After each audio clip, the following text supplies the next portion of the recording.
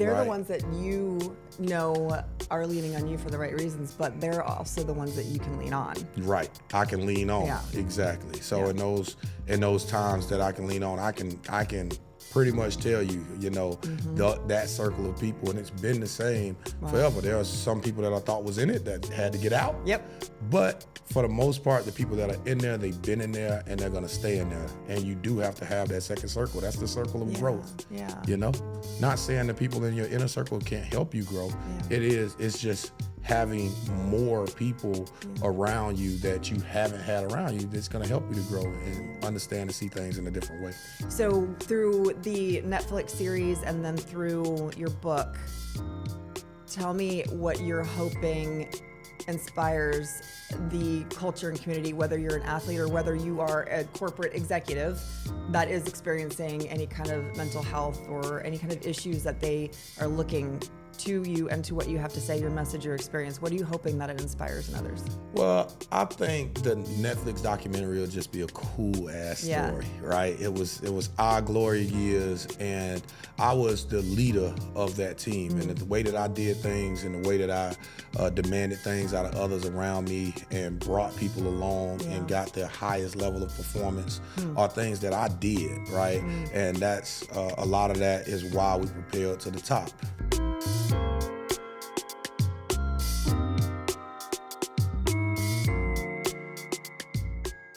Really quick, touch on one point.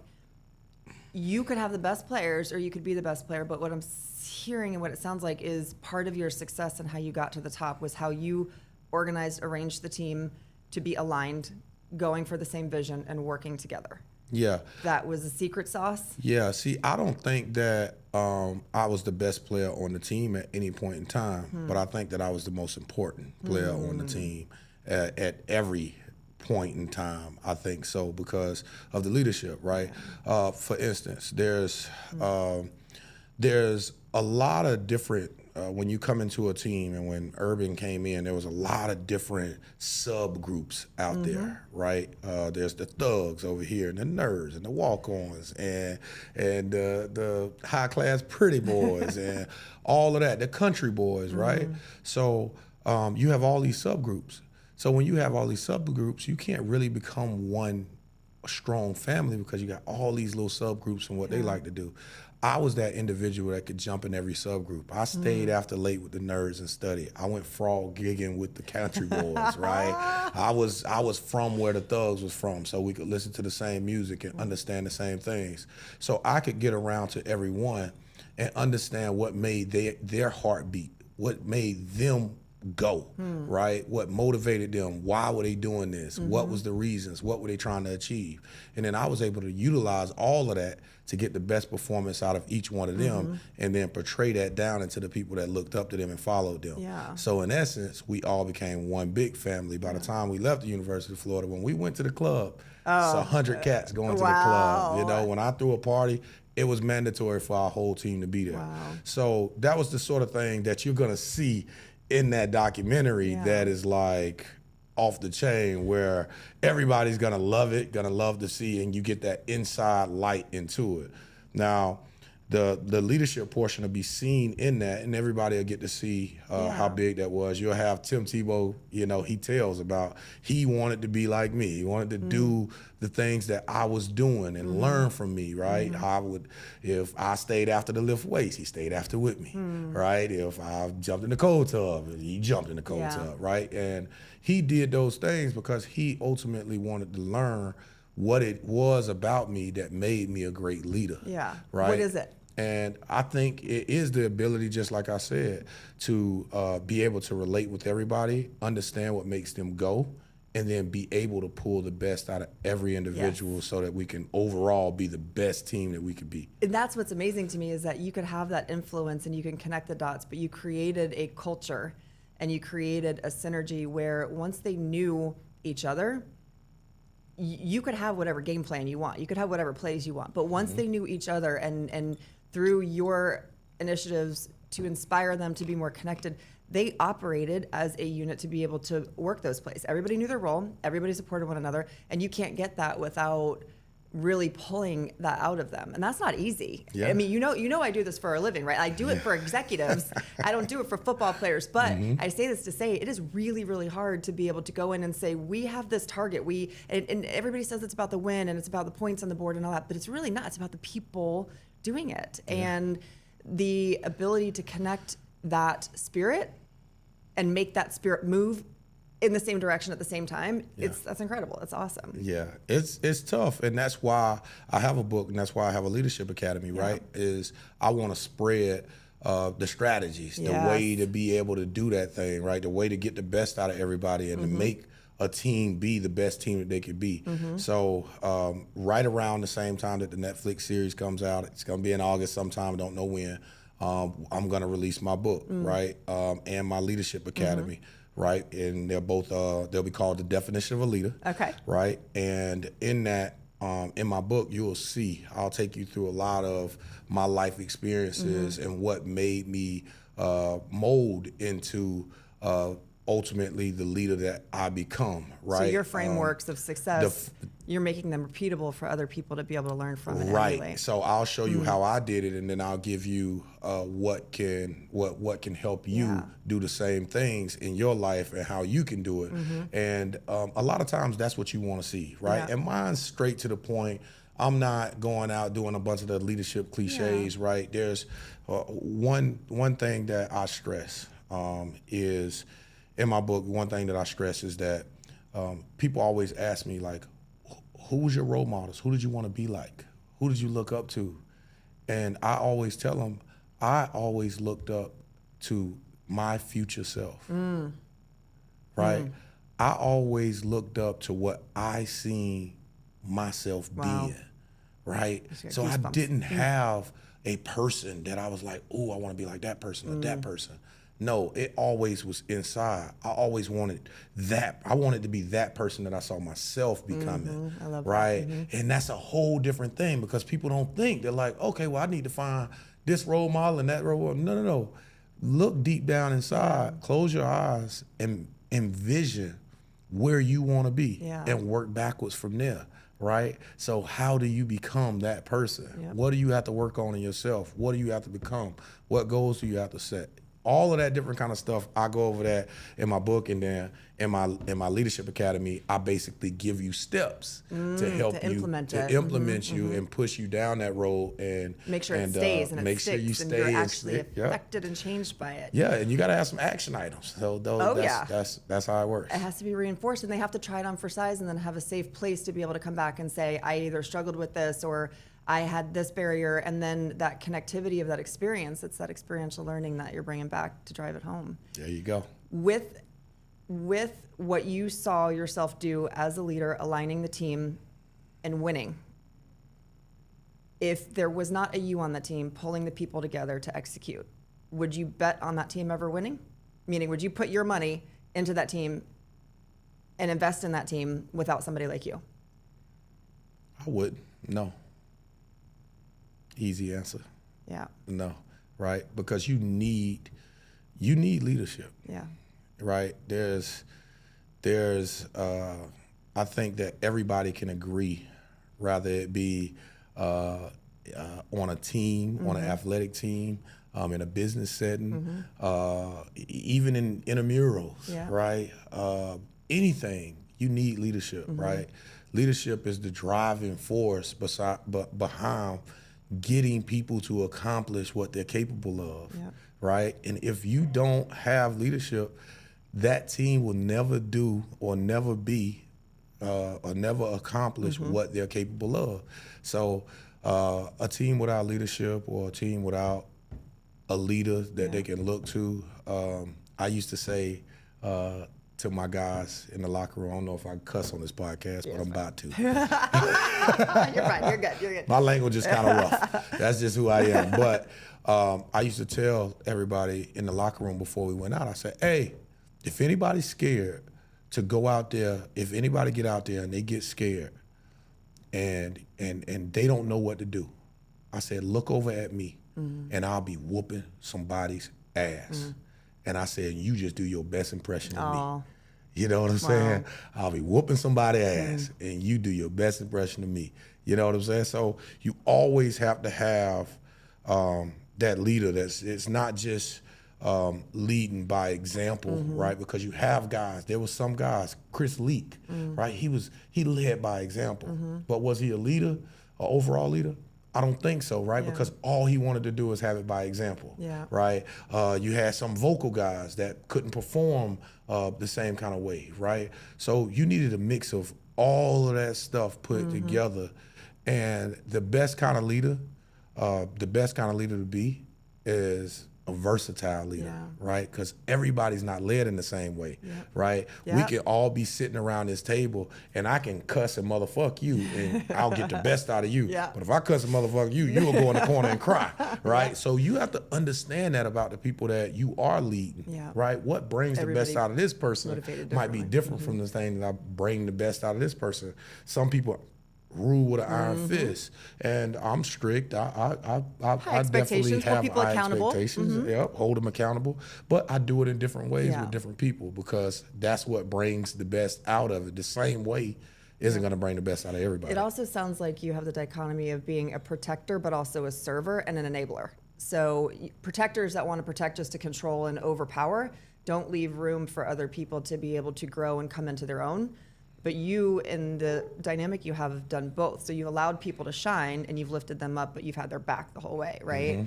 And that in itself, I think, is a skill set that a lot of people, their motivations for leading could be power, title, money, whatever. But when you're doing it from that place that you're talking about, that's where you get the best results because you're reaching that whole person. Yeah. The other thing that I noticed is when you talked about what a good leader does, you didn't talk about the win. You didn't talk about the points. You said to do what they are capable of. Yeah. See, and that's what people don't understand. People think the leader is because, I'm doing everything that I could do, right? Everything that I could perform. I scored 40 points, right? But you lost by 20, right? So how are you going to get the best out of everybody else to make sure when you scoring your 40 that he's scoring 15 and he's scoring 17 and we get a win, right? So that's what it's all about. I think leaders that lead just for the sake of power or saying that they are in power are sadly mistaken, right? Because I think in order to get the best out of everybody that you are leading, you have to be vulnerable to an extent, right? You have to understand that I'm doing this for this reason. You, the same thing that I learned that what makes you go, I should also let you know what makes me go, right? So that you know how to support me in the best way as a leader. There. Yeah, it's not a one-directional There situation. you go, and that's the connection, right? Vulnerability is very hard for people in power, right? But in order to lead people the right way and to get the best out of people, you have to be vulnerable to an extent because you got to let them into what motivates you. You know what I'm saying? Yep, and you have to be open to that, and that's where it's the question of is leadership really about power or is it about influence? It's definitely about influence, right? That's the magic in it. That's it. That's the secret sauce. Yep. So tell us when your podcast when your book and your Netflix documentary series comes out. It comes out in August, okay. Right? Netflix hasn't told us the exact date, and I might even get in trouble for even talking on this about the Netflix documentary. Well, who cares, right? But it comes out sometime in August. Okay. And then my book and my Leadership Academy will probably follow right in that same direction because everybody's going to see what it is that I did and how it was. People that were in it, people that are around the Gator Nation, they kind of know, right? But now we're going to give you an inside track into how it all works. Some of the things some of the decisions and some of the things that was said, right? There's a moment where in our national championship game, we said, I told Coach, like, look, they're not going to score. They're not going to score, right? And everybody had us getting blown out. And the initial kick, Ted Ginn takes it and runs it back for a touchdown on special teams. And me and Urban are standing right next to each other, as we always do at the beginning of the game. And he's like going crazy. He's throwing his headphones down. He's yelling. He's like doing his head like, and I go up to him and I grab him. And I said, listen, I didn't want the motherfuckers to score either. But if we can't score more than one touchdown, then maybe they right. Maybe we don't belong here. Wow. Now pick them fucking headphones up and let's go win a football game. And he looks at me like, and he picks the headphones up and he puts them back on, and we go rock. Wow. And we end up winning that game 41-14. Awesome. And you know what's so you've talked a lot about the team leadership, but that shows you 360 sphere. Different leadership dynamic. up and leadership down. You have to be able to do both to be able to have that full sphere of influence. So that's pretty powerful. Yeah, there's so many different experiences out there. I think Urban kind of dubbed into how I was raised and didn't understand how I was raised and what I was about. And he came to learn that over the years. He had a visit from my parents that went really funny, where he thought that he was going to talk to them about my drinking and my partying, and my mom came up there and she had, a double cup, and it was a day off, so she was drinking and hanging. And after she walked out, he just brought me in and said, "You just keep doing what you're doing." And he's like, she is crazy, right? And my mom is just animated and loving, and she's now she's a little bit older and a little bit more mature, but back then she was a wild spirit. Right? So, I think Urban understood something there, that I was doing something different on my own accord, right? So where he would call people parents and do that kind of thing, he understood that it was me that you had to do. My decisions were my own, right? So I'll never forget, we had a practice where at the end of every practice, the offense and the defense, we have a competition. And whoever loses has to run, and we have to take the equipment from the other team into the locker room, right? So we, as the defense, we were really good the year that we won the national championship. Our offense, not so much, right? So we would beat up on them all the time. Well, Urban, this situation that he puts us in, he puts us 1st and 1 from the 1 yard line. So they get 4 downs to get 1 yard. And when he said the situation, I was like, I'm not doing that. I'm not doing that. So I unsnap my helmet, take it off. All the rest of the defense, we snap our helmets. We're not doing that. They sorry. We can't. And Urban calls me over. I'm like, listen, Herb, I'm not doing that shit. I don't care what you say, I'm not doing it. He said, Brandon, he said, listen to me. He said, the defense is great, right? I said, yep, we is. But we shouldn't have to be punished for, he said, hold on. The defense is great, okay? Now, the offense, not so great, right? I said, yep. He said, now, how much time can y'all spend out on the field as a defense? I'm like, well, half the time, right? He's like, exactly. He said, y'all have all the confidence in the world, right? I said, yeah. He said, if they don't have confidence, when you're sitting on that bench and they're not performing, it's going to do nothing but have y'all out there longer for a longer period of time. And you're not going to win football games because, unfortunately, you're going to need them to score in order to win. So you think we can go out there and see if we can get some confidence? Some confidence, yeah. And I said, I got what you said, but the motherfuckers ain't scoring. And we held them 4 downs, 4th and 1. Did you really? Yes. That's we crazy. held them 4 downs, that's 4th awesome. Wow. from the 1. Wow. And I mean, it just goes back to that understanding, right?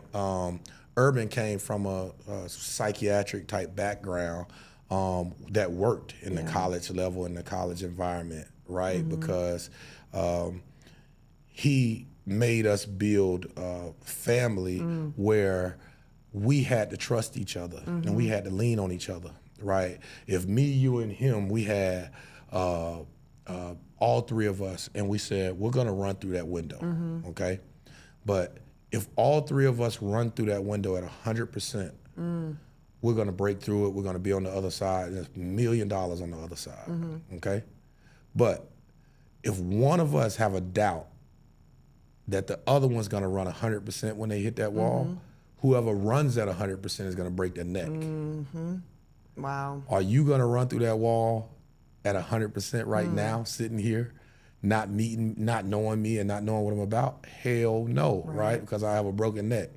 But once you understand and you believe in all of the people beside you and you understand that they're all gonna go 100% for you, you run through that wall and you end up You on do the it other and you end side up with the Yep, award. that's right. So That's right. that is the kind of Lock and step. teaching, and that's the type of Wow. thing that you build a team to become close. Yeah. So that they do that. That works in college. That's amazing. I'm even thinking of the business application in situations. So we focus a lot on the M&A, which is the two companies combining together, and leadership in some cases can be broken. It can be misunderstood. They don't know each other. They're from different cultures and different countries.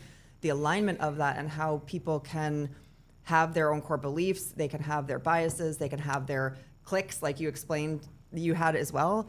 At the end of it, if we, at my company, if we can, Keri Laine Executive Solutions, bring that together faster, the wins, the return, the whatever it may be, but the key is that coming together faster, getting connected, getting aligned, and getting the same culture.